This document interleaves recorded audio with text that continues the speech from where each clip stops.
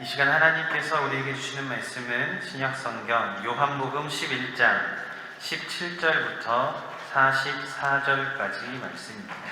신약성경 164면에 있습니다. 요한복음 11장 17절부터 44절까지 말씀입니다. 한 절씩 교독하겠습니다. 예수께서 와서 보시니 나사로가 무덤에 있은지 이미 나흘이라.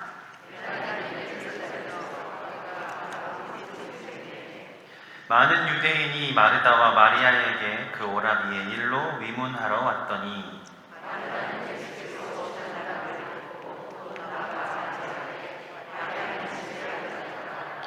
마르다가 예수께 여짜오되 주께서 여기 계셨더라면 내 오라버니가 죽지 아니하였겠나이다.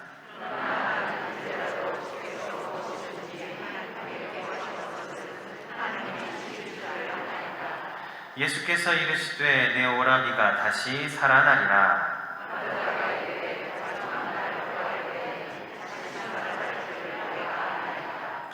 예수께서 이르시되 나는 부활이요 생명이니 나를 믿는 자는 죽어도 살겠고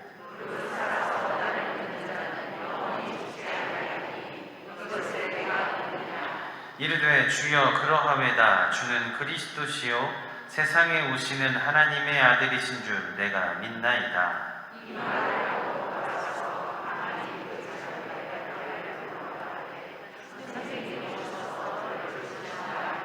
마리아가 이 말을 듣고 급히 일어나 예수께 나아가매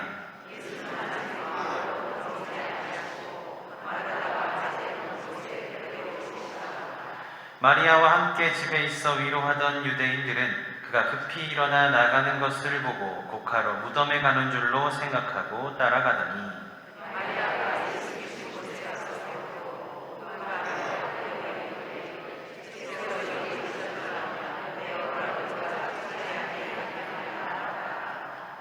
예수께서 그가 우는 것과 또 함께 온 유대인들이 우는 것을 보시고 심령에 비통히 여기시고 불쌍히 여기사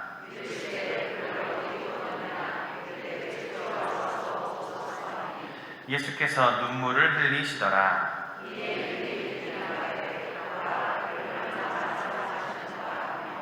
그중 어떤 이는 말하되 맹인의 눈을 뜨게 한 이 사람이 그 사람은 죽지 않게 할 수 없었더냐 하더라.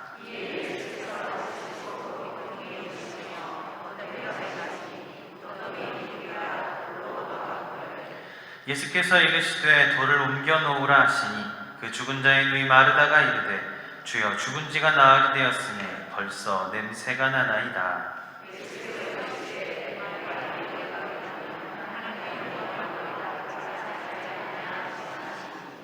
돌을 옮겨 놓으니 예수께서 눈을 들어 우러러보시고 이르시되 아버지여 내 말을 들으신 것을 감사하나이다.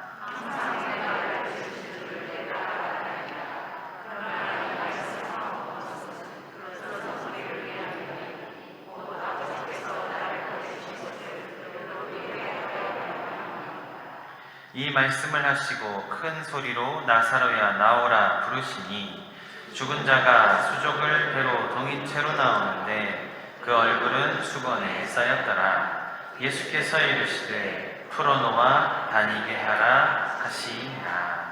아멘. 로마서 1장 17절에서 말씀하시기를 오직 의인은 믿음으로 말미암아 살리라. 실제로 인생의 생사화복이 자기 자신의 믿음에 달려 있습니다. 그래서 우리는 예수를 믿되 잘 믿어야 합니다. 우리가 하나님께 은혜를 많이 받는 것 참 귀하고 좋은 일입니다. 예수님의 사랑을 듬뿍 받는 것 얼마나 감사한 일인지 모릅니다. 그런데 은혜와 사랑을 받는 것으로 끝나면 곤란합니다. 받은 바 은혜 외 은혜와 사랑에 대한 반응, 응답을 해야 하는데 그것이 곧 믿음입니다. 그래서 믿음이 없이는 하나님을 기쁘시게 하지 못한다 하였습니다. 우리는 좋은 믿음의 사람이 되어야 합니다. 좋은 믿음의 사람이란 말로만 믿거나 겉으로만 믿는 것이 아니라 속속들이 믿는 사람, 영혼 깊은 곳에서부터 믿는 것을 말합니다. 우리 속담에 열길 물속은 알아도 한길 사람 속은 모른다 하는 말이 있습니다. 이 사람의 마음은 워낙 변화무쌍하여 종잡을 수가 없을 뿐만 아니라 때로는 자신조차 자기의 마음을 알 수 없을 때가 많습니다. 그런 가운데 예수를 믿되 속속들이 믿고 변함없이 믿는 것은 정말 하나님을 기쁘시게 하는 사람이며 우리 모든 성도가 지향해야 하는 믿음입니다. 본문에 등장하는 나사로, 마르다, 마리아 삼남매는 베다니에 거주하였으며 예수님 공생의 기간 예수님의 사랑을 많이 받은 사람들입니다. 물론 이들도 예수님께 전적으로 헌신했습니다. 예수께서 베다니에 오시면 항상 이들 집에 머무셨고, 마르다는 예수님께 맛있는 음식을 차려드리기 위하여 애썼습니다. 또한 요한복음에 의하면 마리아는 예수님 발에 향유를 부은 여인으로 소개하고 있습니다. 이 정도면 예수님 공생의 기간 예수님과 가장 친밀한 사람들이며 예수님을 가장 잘 믿는 사람들로 보아도 좋을 것입니다. 한편 예수께서 공생의 마지막 기간 요단 동편 베레아 지방에 가셔서 사역하고 계셨는데 급한 전갈이 옵니다. 사랑하는 나사로가 병들어 죽어가고 있다는 겁니다. 그러니까 예수님 속히 달려오셔서 나사로를 고쳐주세요, 살려주세요, 긴급 요청입니다. 그러나 놀랍게도 예수께서 달려가시기는커녕 이해하기 어려운 말씀을 하시고 그곳에서 이틀을 더 유하셨습니다. 이해하기 어려운 말씀이란 이 병은 죽을 병이 아니라 하나님의 영광을 위하며 하나님의 아들이 이로 말미암아 영광을 받게 하려 하심이라 하셨고, 또 이해할 수 없는 일은 예수께서 빨리 달려가지 아니하시고 그곳에서 이틀을 더 지체하셨다 하는 겁니다. 그리고 나서 제자들에게 하신 말씀이 우리 친구 나사로가 잠들었다. 그러나 내가 깨우러 가노라. 제자들도 이 말씀을 밤에 잠자듯 자는 것으로 생각했습니다. 그런데 베다니에 와 보니 그것이 아니라 나사로가 죽어서 장사까지 지냈습니다. 나사로의 장례식, 위로부터 내려오는 하나님의 위로를 받기보다는 화살이 예수님께 향하고 있었습니다. 마르다의 첫 마디가 주님께서 여기 계셨더라면 내 오라버니가 죽지 아니하였겠나이다. 예수님, 왜 이제 오셨습니까? 내 오라버니가 이미 죽어 장사 지냈는데 예수께서 오신들 무슨 도움이 되겠습니까? 그런 뜻입니다. 이에 예수께서 폭탄 선언하십니다. 내 오라비가 다시 살아나리라. 그러니까 마르다가 말하기를 마지막 날 부활 때에는 다시 살아날 줄을 내가 아나이다. 이런 생각은 당시 경건한 유대인이면 누구나 갖고 있는 생각입니다. 마지막 날 부활하겠지. 이에 예수께서 점점 중요한 말씀을 하십니다. 나는 부활이요 생명이니 나를 믿는 자는 죽어도 살겠고 무릇 살아서 나를 믿는 자는 영원히 죽지 아니하리니 이것을 내가 믿느냐? 그러니까 마르다가 주여 그러하외다. 주는 그리스도시요 세상에 오시는 하나님의 아들이신 줄 내가 믿나이다. 여러분, 여기까지는 말만 오간 겁니다. 요약하고 또 요약하면 내가 믿느냐? 예, 내가 믿습니다. 이제 무대가 현장으로 바뀝니다. 예수께서 그를 어디 두었느냐? 나사로의 무덤으로 가신 겁니다. 주여 와서 보옵소서 하니 예수께서 눈물을 흘리셨습니다. 그리고 예수께서 말씀하시기를 무덤을 막은 돌을 옮겨 놓으라. 그러니까 마르다가 당장 하는 말이, 주여, 죽은 지가 나흘이 되었음에 벌써 냄새가 나나이다. 여러분, 우리가 주목하고자 하는 장면이 바로 이겁니다. 마르다는 분명히 예수님은 부활이요 생명이라고 믿는다 고백했습니다. 이에 예수께서 죽은 나사로를 살리기 위하여 무덤 문을 옮기라 했더니 마르다가 말리는 겁니다. 죽은 지가 나흘이 되어서 시체가 썩고 있는데 쓸데없는 일 하지 마세요, 그런 뜻입니다. 그러니까 예수께서 뭐라고 말씀하셨습니까? 내 말이 내가 믿으면 하나님의 영광을 보리라 하지 않았느냐? 우리가 예수를 믿되 온전히 믿어야 하나님의 영광을 보는 겁니다. 그런데 마르다는 예수를 믿되 온전히 믿지 못하는 것이 나타났습니다. 예수님의 계획은 안중에 없고 죽은 지 나흘 되었다는 사실만 강조합니다. 하지만 예수께서 명령하시니 돌은 옮겨놨습니다. 믿음으로 옮긴 것이 아니라 믿음과 상관없이 옮겼습니다. 무슨 일이 일어날지도 모르고 그냥 옮긴 겁니다. 이에 예수께서 하늘아버지께 기도를 하신 후에 죽은 나사로를 향하여 큰 소리로 명령하셨습니다. 나사로야, 나오너라. 그래서 어떻게 되었을까요? 죽은 나사로가 수족을 배로 동인 채로 뚜벅뚜벅 걸어 나왔습니다. 와, 죽은 나사로가 살아났다네. 여러분, 이 사건에서 볼 수 있듯이 예수님의 언행은 처음부터 끝까지 믿음의 언행입니다. 베다니로 출발할 때 나사로가 죽은 것이 아니라 잔다, 내가 깨우러 간다, 믿음의 말입니다. 베다니에 도착해서 마르다에게 내 오라비가 다시 살아나리라, 믿음의 선언입니다. 이때 마르다에게 믿음을 심어주기 위하여 나는 부활이요 생명이다, 이것을 내가 믿느냐? 믿음으로의 초대입니다. 무덤에 도착하여 돌을 옮겨 놓으라, 믿음의 역사가 일어날 거다.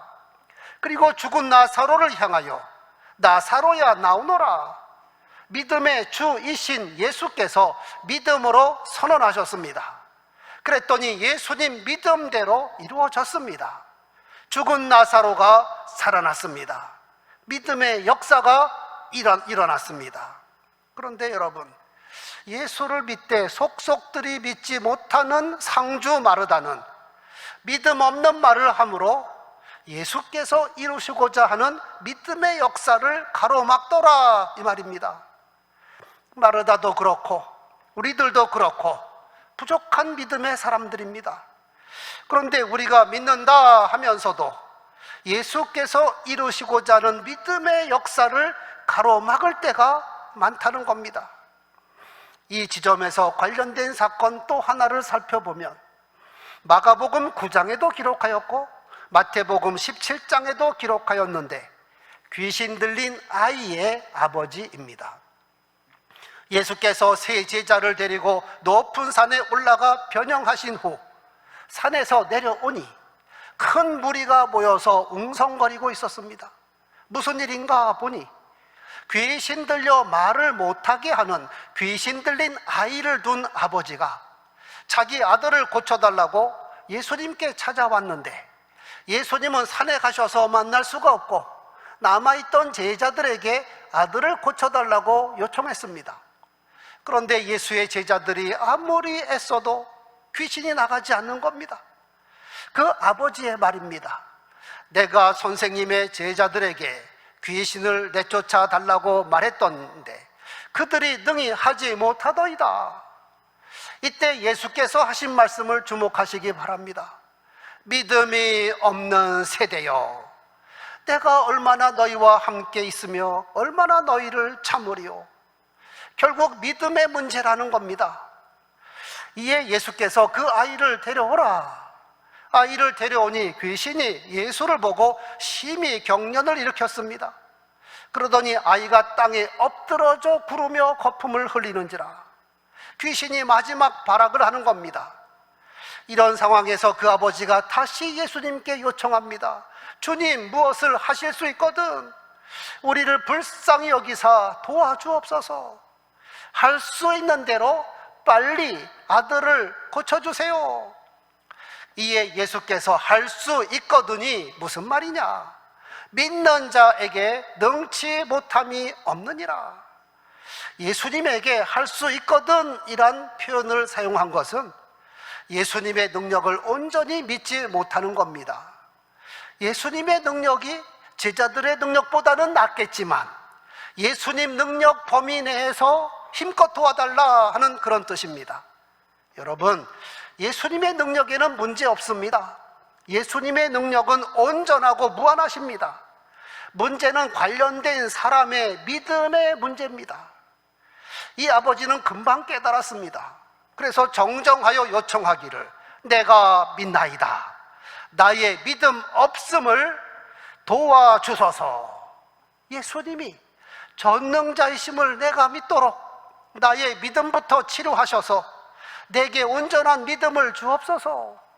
그러니까 예수께서 귀신에게 꾸짖어 명하기를 말 못하고 못 듣는 귀신아, 내가 내게 명하노니 그 아이에게서 나오고 다시는 들어가지 말라. 믿음이 부족한 제자들은 못 고쳤는데 믿음의 주이신 예수께서 그 아이를 깔끔하게 고쳐주셨습니다. 더러운 귀신은 완전히 물러갔습니다. 여기서 주목할 것은 귀신도 각 사람의 믿음의 분량을 너무나 잘 알고 있다는 사실입니다. 제자들의 믿음 앞에서는 꿈쩍도 하지 않던 귀신이 예수님 믿음 앞에서는 꼼짝 못하고 도망갔습니다. 이를 기록한 마태복음에 의하면 이 일 후에 제자들이 조용히 예수님께 물었습니다. 주님, 우리는 어찌하여 쫓아내지 못하였습니까? 예수님의 답변입니다. 너희 믿음이 작은 까닭이라. 진실로 너희에게 이르노니 만일 너희에게 믿음이 겨자씨 한 알만큼만 있어도 이 산을 명하여 여기서 저기로 옮겨지라 하면 옮겨질 것이요 또 너희가 못할 것이 없으리라. 예수께서 제자들과 함께 살며 그들을 훈련시키셨는데 다른 것으로 책망한 적이 거의 없습니다. 항상 믿음이 적은 이유로 책망하셨습니다. 그런데 이들은 헌신자인 것을 기억하셔야 합니다. 이들은 자기의 가족과 생업을 뒤로하고 예수님을 따르는 전적 헌신자들입니다. 그런데 예수께서 제자들을 상대로 산상수훈 설교를 하시면서 이런 말씀하셨습니다. 오늘 있다가 내일 아궁이에 던져지는 들풀도 하나님이 이렇게 입히시거든 하물며 너희일까 보냐 믿음이 적은 자들아. 제자들과 함께 배를 타고 가던 중 큰 풍랑을 만났습니다. 12제자 중에는 여러 명이 갈릴리 어부 출신입니다. 그런데도 이런 풍랑에서 어찌할 수가 없었습니다. 큰 두려움에 빠져 주무시는 예수님을 깨우며 다급하게 말합니다. 주여, 우리를 구원하소서. 우리가 죽겠나이다. 예수께서 문제 해결하기 전에 한 말씀 하셨습니다. 어찌하여 무서워하느냐 믿음이 적은 자들아. 그리고 일어나서 바람과 바다를 꾸짖으시니 아주 잔잔하게 되었더라. 한 번은 물 위로 걸어오신 예수님, 유령이라고 놀란 제자들, 그런 와중에 확인 작업에 들어간 베드로. 그래서 베드로가 잠시 물 위를 걸었습니다. 하지만 바람소리, 물결 일렁이는 모습을 보는 순간 베드로가 물속으로 빠져들어갔습니다. 주여, 나를 구원하소서. 예수님, 살려주세요. 이에 예수께서 즉시 손을 내밀어 그를 붙잡으며 말씀하셨습니다. 믿음이 작은 자여, 왜 의심하였느냐? 만약 베드로가 의심하지 않고 믿음으로 물 위를 걸어서 예수님을 만났다면 얼마나 멋진 작품이 되었을까요? 한 번은 오병이어 기적을 행하신 후의 일입니다. 예수께서 제자들에게 바리새인의 외식을 경계하라는 뜻으로 삼가 바리새인과 사두개인들의 누룩을 주의하라 말씀하셨습니다. 그러니까 제자들이 어떻게 생각했나 하면 우리가 떡을 가져오지 아니하여 책망하시는구나. 누룩 이꼬르 떡. 이에 예수께서 이렇게 말씀하셨습니다. 믿음이 작은 자들아, 어찌 떡이 없으므로 서로 논의하느냐. 떡 문제 아니다. 너희가 불과 며칠 전에 있었던 오병이어 7병이어 사건도 기억하지 못하느냐. 여러분, 같은 말도 믿음으로 알아들어야지 믿음이 없으면 엉뚱하게 알아듣고 자기 마음대로 해석하게 되어 있습니다. 이 시대도 마찬가지입니다. 똑같은 설교 들어도 믿음으로 받아 은혜가 충만한 사람이 있는가 하면 믿음 없이 받음으로 오히려 시험거리가 되는 사람도 있습니다. 이렇게 믿음이란 한때만 믿으면 되는 것이 아니라 지속적으로 믿어야 하고, 겉으로만 믿는 것이 아니라 영혼 깊은 곳에서 믿어야 하고, 일이 잘 될 때만 믿는 것이 아니라 어떤 형편처지에서도 정말 믿어야 정금 같은 믿음이 되는 겁니다. 정금이 정금인 것은 한국에서 금이면 미국에 가도 금이요, 일본에 가도 금입니다. 한국에서는 분명히 금이었는데 일본에 갔더니 동이 되었다. 그런 일 없습니다. 1000년 전에 금이면 지금도 금이고 1000년 후에도 금입니다. 금목걸이가 확실하다면 녹여도 금이요, 다시 반지를 만들어도 금입니다. 언제 어디서나 항상 금. 그런데 금 도금한 것은 다릅니다. 금 도금한 것은 모양과 색깔이 아무리 그럴듯해도 표면만 금입니다. 0.01mm만 벗겨내도 본바탕이 다 나옵니다. 이와 같이 우리의 믿음은 겉만 도금한 믿음이 되어서는 아니 됩니다. 말로만 믿습니다. 자기에게 유리하고 잘 될 때는 아멘 할렐루야. 그러다가 어려운 일을 당하거나 자기에게 손해가 되거나 자기 기분이 안 좋으면 하나님을 원망하고 교회를 탓하고 심하면 아예 신앙생활을 포기하는 사람도 있습니다.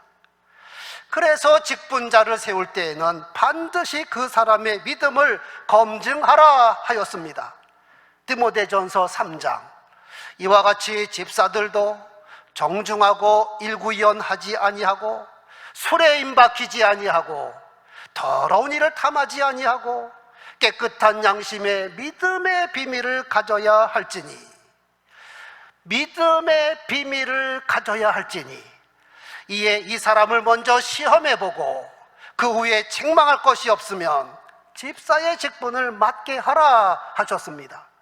장로 감독은 더 깊은 믿음이 요구됩니다. 그러나 오늘날 교회의 현실은 믿음은 준비가 안 되었는데 직분만 받으려고 하는 사람들이 많습니다.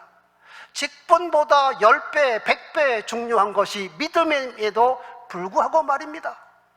또한 직분자를 선출하는 교인들도 그 사람의 믿음을 자세히 살펴서 선출해야 함에도 불구하고 믿음보다는 자기와의 관계, 교회 다닌 연수, 이런저런 외적 요인에 따라서 투표하는 경우가 많습니다.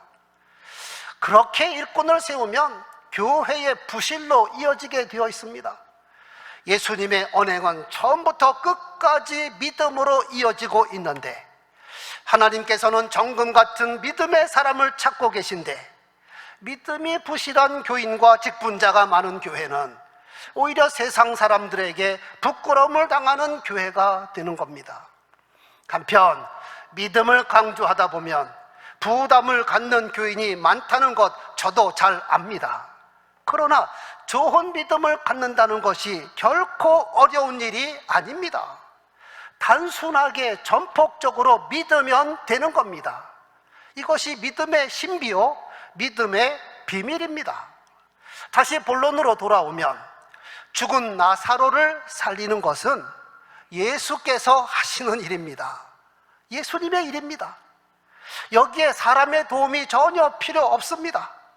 마르다에게 내 오라비를 살리라 하지도 않았고 마리아에게 너 가서 불러쳐 구해와라 하지도 않았습니다. 단지 예수님 앞에 있는 사람은 예수께서 죽은 나사로를 얼마든지 살릴 수 있는 분이란 것을 영혼 깊은 곳에서부터 믿으면 되는 겁니다. 믿으면 되는 겁니다. 그래서 돌을 옮겨 놓으라 할 때에 믿음으로 옮겨 놓으면 되는 겁니다. 그런데 온전히 믿지 않으니까 죽은 지가 나흘이 되었습니다. 시체가 썩습니다. 이런 말 하는 겁니다. 귀신 들린 아이를 고치는 것은 예수께서 하실 일입니다. 예수님 앞에 있는 사람은 예수께서 이 일을 충분히 하실 수 있는 구주이심을 믿으면 되는 겁니다. 오히려 내 믿음이 부족한 것을 깨달았으면 그 아이의 아버지처럼 나의 믿음 없는 것을 도와주소서 간구하면 예수께서 믿음도 주시고 문제도 해결해 주시는 겁니다. 오늘 말씀의 결론을 본문 40절로 마치고자 합니다. 내가 믿으면 하나님의 영광을 보리라 하지 아니하였느냐? 따라하시면 좋겠습니다. 내가 믿으면 하나님의 영광을 보리라 하지 않았느냐? 우리가 예수를 믿되 순수하게 믿고 영혼 깊은 곳에서부터 믿음으로 날마다 하나님의 영광을 보게 되기를 소원합니다.